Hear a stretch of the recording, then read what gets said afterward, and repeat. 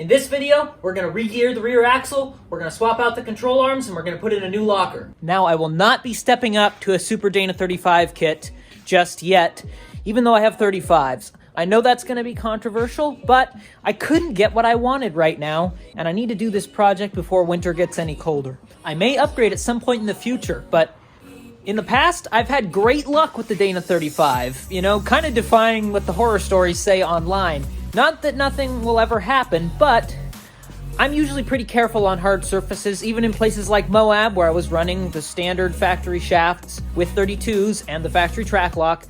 I had no issues. I did put in chromoly shafts right before my most recent US trip a few months ago, and those are what we're going to be running with the 35s as well. And now for the real action, let's get started by jacking it up and pulling the wheels and tires off. The first thing we need to do here is pull the control arms off one by one and swap them out. We're not actually taking the axle off this time because we don't need to weld anything to it. We're doing all of it under here.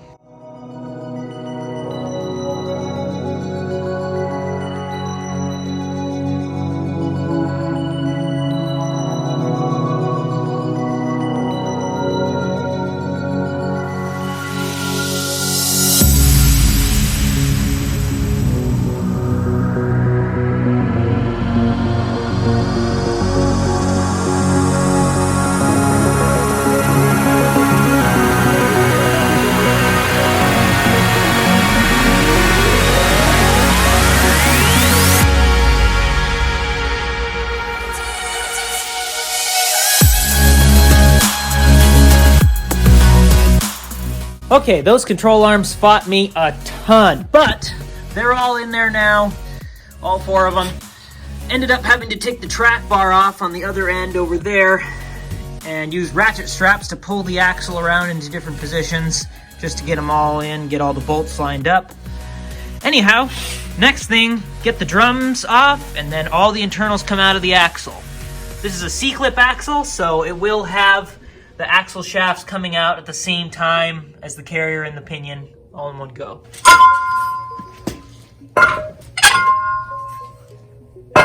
The drive shaft also needs to be disconnected, of course.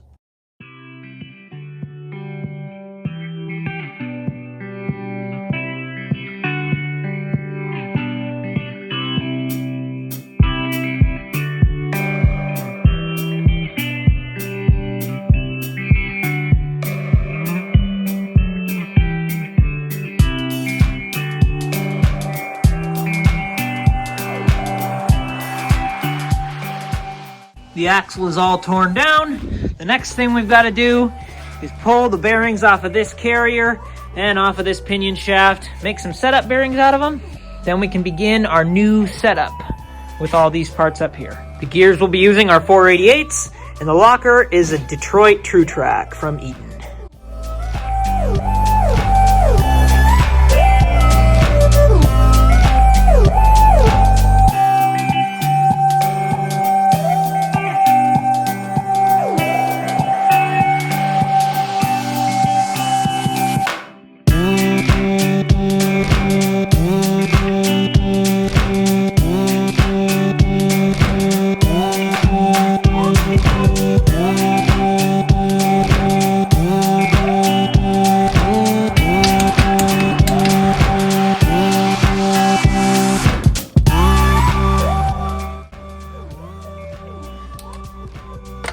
Someone else online said they had to shave their C-clips down to make them fit.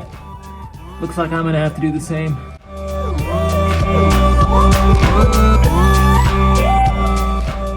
Since those processes were really similar to what I went through on the front axle in the last video, I decided to abbreviate it a little bit. Less filming, you know, all that. Speeds it up. Anyway, all of it's in there. Locker is fully installed, fully seated, and I threw the axle shafts in. Now I've just got to throw the diff cover on, along with this new guard that's going to match the one on the front axle that I just got. And then we need to put the drums on and the wheels can go on, and we're done.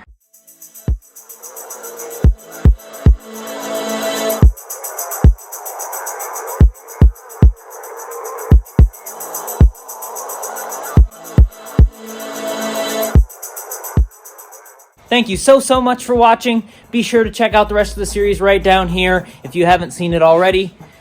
Stay tuned for future projects.